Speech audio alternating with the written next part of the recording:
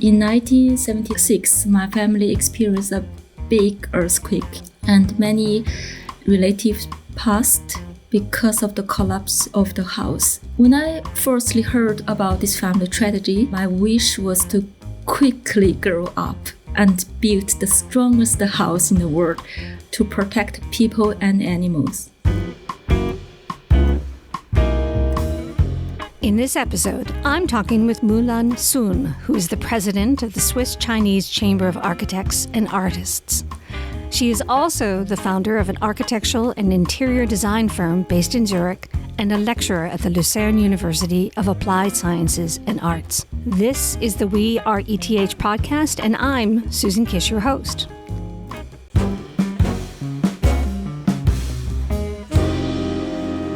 Mulan, you were born and grew up in China. How did you find the ETH and how did you make your way to Switzerland? I was born in China in the early 1980s, a time of Chinese economy revival, and my generation is so-called post-80s. Why is it called post-80s? I think it's not a Chinese definition, it's an American definition. Oh. They gave us the name Okay. of post-80s in comparison with post-19s and so on, post-70s and so on. So this is after the Cultural Revolution? Yes. This is the young generation of China after the introduction of the one-child policy and the first generation to grow up entirely within the reform era. Got it. So did you have restrictions on what you could read, or were you able to study pretty openly? My parents did not able to get enough education they wanted because of the Cultural Revolution up to mountains down to the countryside movement. So my family tried to give me the opportunities to obtain the best education and develop my hobbies. I bet they did. And where did you study in China? In 2000, I entered one of the best 4 architecture schools in China. It was a very fascinating time when all kind of ideas collided and I could read cutting-edge books in the university library. But I bet at that time you still did all your drafting by hand. Yes. If I understood correctly, there was a particular book that catalyzed your interest in Switzerland. Tell us that story. Yes, exactly.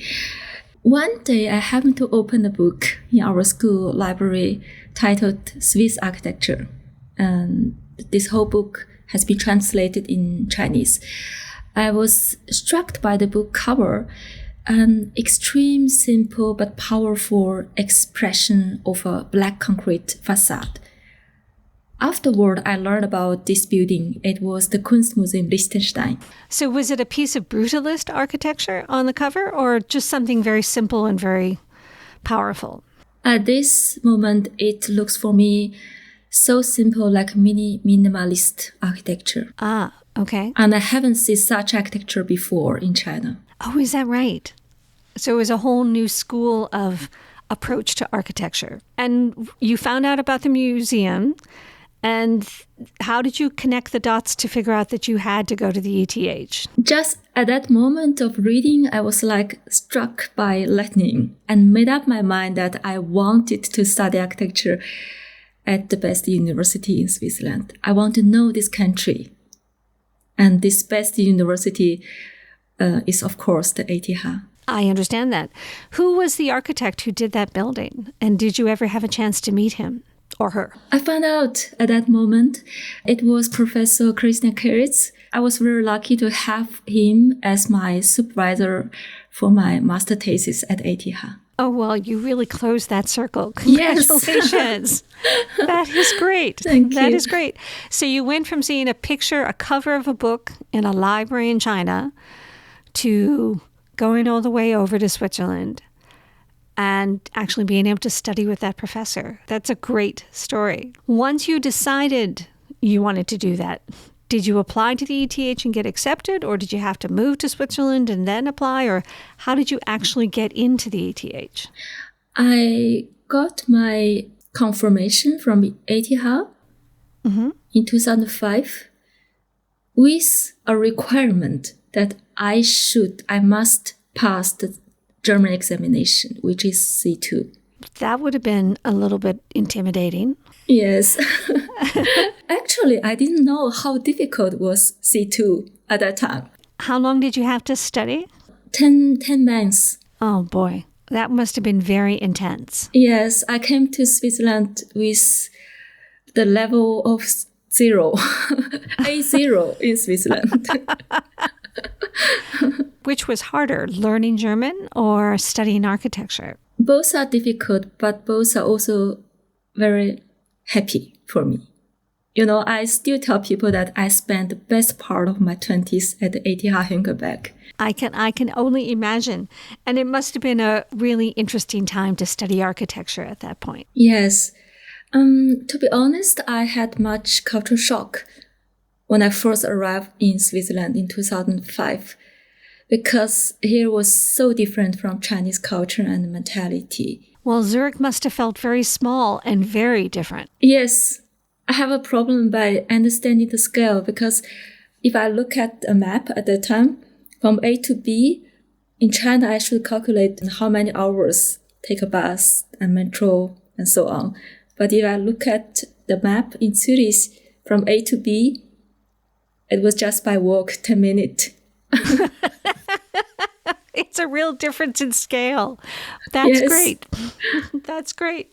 But I think the first year for me is not very comfortable. It is a sense of discomfort and full of skepticism, because I was not sure if studying abroad was really the right path for me.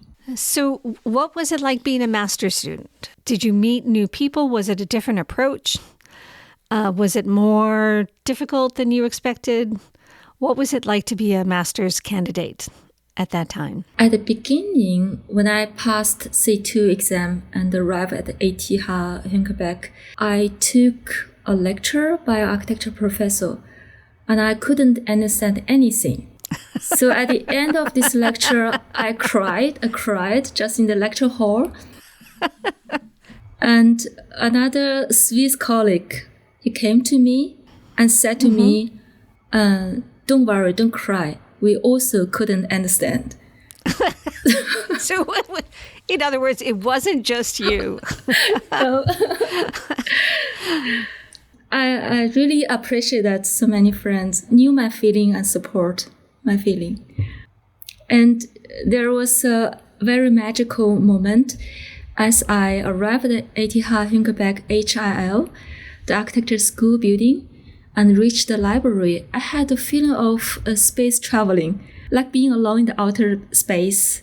The quiet surrounding made my whole heart settle down. So I love it very much.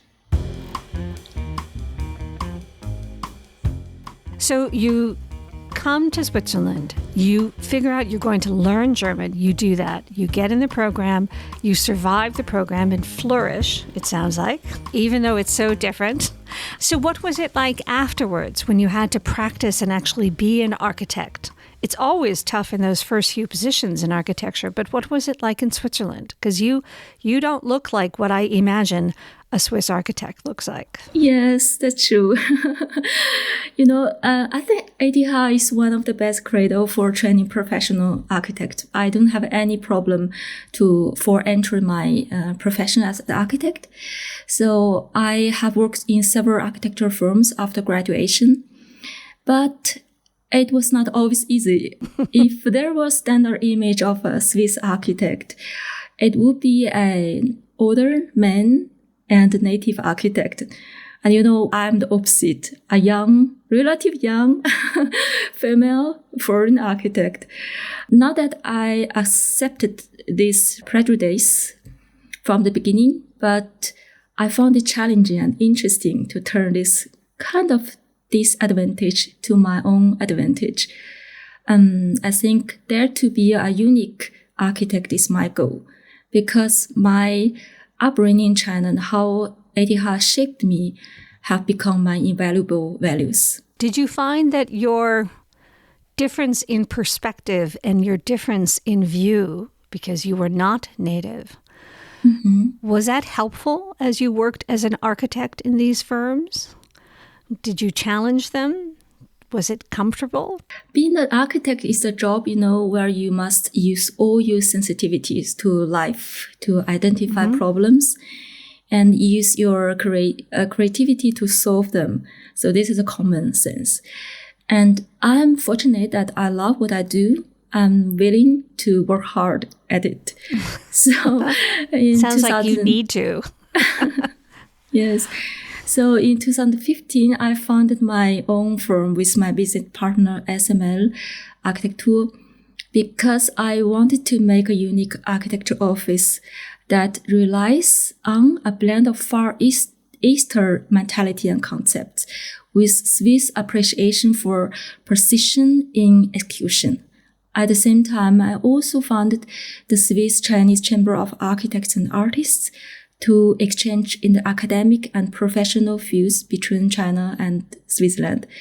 And I think I have a lot to do, but at the same time, I didn't give up my academic career. After working as a teaching assistant at ETH for several years, I was invited as a guest lecturer at the Tianjin University in China to continue my academic teaching work. And in 2020, I was very lucky to start to teach at the Hochschule Lucerne and lead an architecture research project, the Cultural Water, with Kyoto Institute of Technology in Japan. And this is a very exciting, interesting project. We use architecture design and social science as a creative method of research to develop plausible versions to contemporary positions with, on, next to the water around Lake Lucerne and Lake Biwa in Japan, and explore the interaction between nature and culture. So what is the current status of the Culture of Water project? What are you doing right now? Now, this year, I'm working on the publication of the results of our research and teaching experience in the last 5 years. And the related exhibitions are also in preparation. I very much look forward. So one of the things that I read about in doing your background was around the tea ceremony, which I always think of as a very Japanese ceremony. How did you, as an architect, as a teacher, as a researcher, become so engaged in a Japanese tea ceremony? How did that happen? I think it is not a matter of time or energy, but a matter of self-orientation. Years ago, I went to Museum Riedberg in Zurich to participate in a Japanese tea ceremony. When I first walked into this tea room, I'm Chinese, and I also understand there's common things between China and Japan. So as soon as I entered this room, the wood, the smell, and the proportion of the space immediately made me understand that this was the ideal architecture for me. And it was there that I first met my tea master, Mukai Sensei. And for the past 8 years, the tea ceremony has become an integral part of my life and career. When you say that, does that mean you practice the tea ceremony on a regular basis, or you design tea ceremony spaces, or what does that mean when you say it's an integral part of your life? So now my sensei, my tea master, they retired and they left the tea school to me and the other 2 tea colleagues to manage. And life pushed me to teach not only architecture but also tea ceremony. But eventually the 2 things are one, because teaching is for me the best way to learn and explore the world. I think for me as an architect, I have many tea house projects. We have once per month our tea school, which take place in sometime in my project in tea house, and this is a really magical moment for me. How does one take a class in your tea school? Do you still do it at the Museum Riedberg, or where do I sign up to take your class? In many places in Switzerland. Bad Ragaz, Sargans, Basel, Zurich, Winterthur, Neuhausen, and some of these places are the project from our architecture company. Very cool. All right, so that sounds like I'll have to do that on my next visit. Yes, please. I will invite you. Thank you.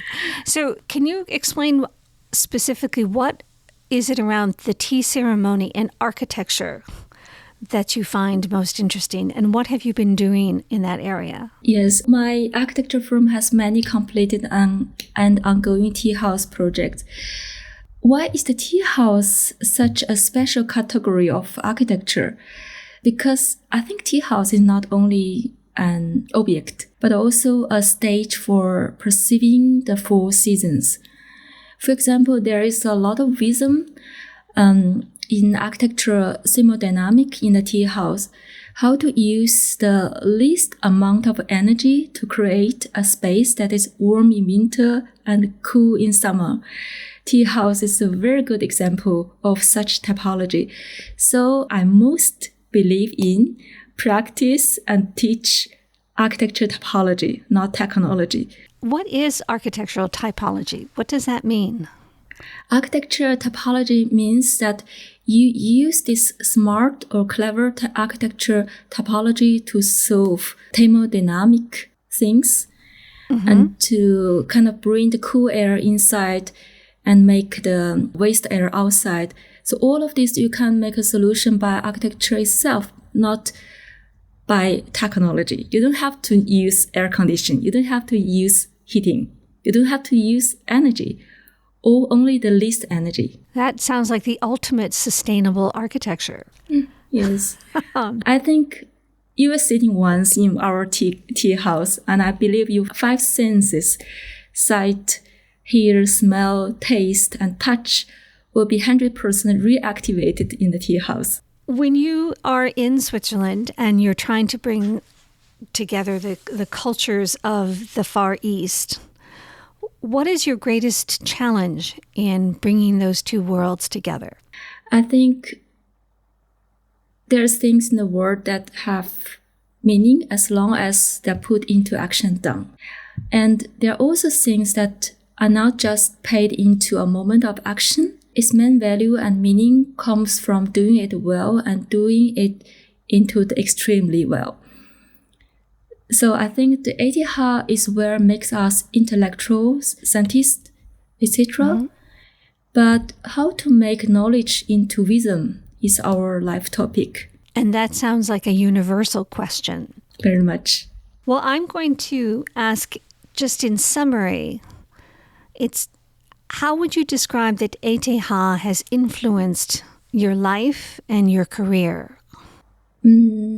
I think ETH shaped me a lot. I finished my personal evolution at ETH. I can say biological and also spiritual, I was a totally different person before entering ETH. And does ETH still play a role in your life today? Yes, very much. Can you give an example? For example, I have some moment that if I have a difficult in life or have a question, I want to stand again on the rooftop of the ETH School of Architecture. Maybe you know this place. Because I always found my beginner's heart there. And I think the beginner's heart is the best teacher for me to lead my life. That is a lovely phrase, the beginner's heart. What does that mean for you? What does that look like? Beginner's heart, I think, is look back and find the origin. Look back and find the origin.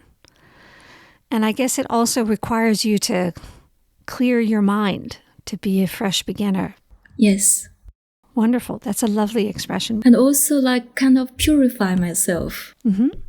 I can see that. And it's also a lovely expression in a world where being a beginner is sometimes seen as a weakness. And you're putting it as a source of strength. Yes, I don't think our life is like we learn from 1 to 100. I think I learn from 1 to 10 and go back to 1 and 10 again. It's like a circle. All this circle will shape a line from 1 to 100. I love that. I love that expression and image. So you now live in Zurich, and I have to ask you, what is your favorite place in Zurich? I have one. I will share with you. Okay, great. My favorite place is Museum Riedberg. Oh, I should have known that. And the park. And it is a beautiful museum. I can find a piece of my hometown there because of the great exhibition of Asian art. Oh, fabulous. And did you always know you wanted to be an architect? Was it what you wanted to be when you grew up? No, not from the beginning. I think as I was a teenager, I wanted to become a science fiction writer. Oh, okay. Sometime in my life, my parents told a family history story. And in 1976, my family experienced a big earthquake and many relatives passed because of the collapse of the house. And also our pets. We have many pets, dog, cat, bird, turtle. When I firstly heard about this family tragedy, my wish was to quickly grow up and build the strongest house in the world to protect people and animals. From another earthquake. In case there is an earthquake. Well, recent events and the horrible earthquakes in Turkey and Syria make that even more relevant and even more important. Yes. Do you have a specific memory from your years in Högberg that you'd like to share? A day or an event or a specific class or a lecture? I have so many beautiful moments at ETH. But the most important moment didn't happen on the Högberg. It was the moment I first met my husband. Okay, that's an important one. Who was also an architecture student at ETH at that time. We sat face to face on the same train from Zurich to ETH Studio Basel.